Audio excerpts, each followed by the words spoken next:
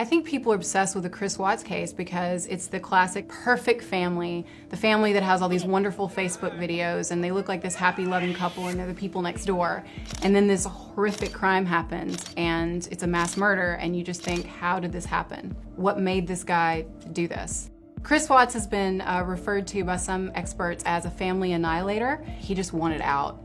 He wanted to be a single guy. He wanted to get rid of the baggage of his wife and children. That's what he saw it as, because I think he's a sociopath with absolutely no remorse. So he didn't see them as people. He just saw them as, you know, things and needed to get rid of them. He identifies 2 large oil tanks, one that he had put Bella in and one that he had put Celeste in. And then identifies a bald spot in the grass where he had buried Shanann and their unborn child. Most of these types of people are males in their 30s. A lot of them commit suicide after they kill their families, and he didn't. And I personally don't ever think he had any intention of committing suicide. I think the fact that it came out later that he had been talking to his mistress about the fact that he's in the final stages of divorce, I think he planned on getting rid of his wife somehow. They'd filed for bankruptcy, so there were obviously financial problems.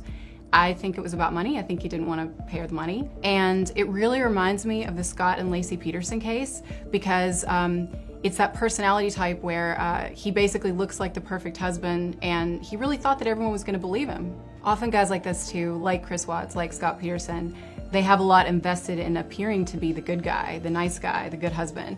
And so they don't want to be discovered. They don't want the dark side and the fact that they're cheating and doing these things to be discovered. So they'll go to any length to cover it up.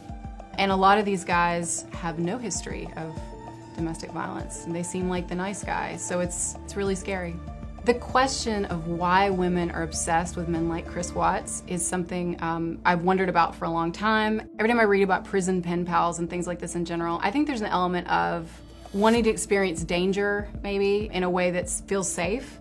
I think some women have this fantasy that this guy who's such a terrible person is going to turn into this wonderful guy for them. It goes back to women were obsessed with Charles Manson and Scott Peterson, Ted Bundy had groupies, so it's something that's been going on for a long time.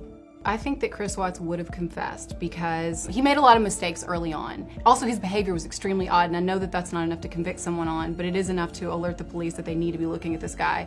I saw the interview that he did with the local television station, and this is after his wife is gone missing and he's supposed to be pleading for public information. It was immediately suspicious. First of all, he had no emotion. He was completely flat the entire time.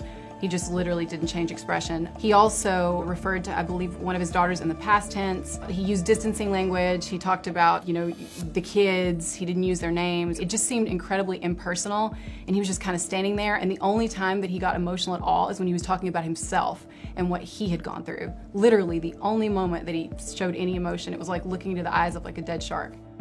I really believe that he's very narcissistic and thought that he was gonna get away with it. He didn't understand how strange his behavior looked to others. He probably thought he was convincing.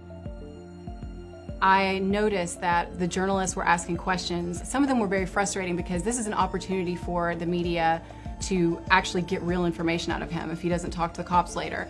And they were asking him things like, "Where'd you get your t-shirt?" And it was very frustrating for me because I just wanted to, as an investigator with also the journalism background, I wanted them to ask him what time he left the house, when was the last time he saw her. I wanted them to get those details. I don't think he feels any remorse at all. In fact, I think the only person he feels sorry for is himself in this whole thing.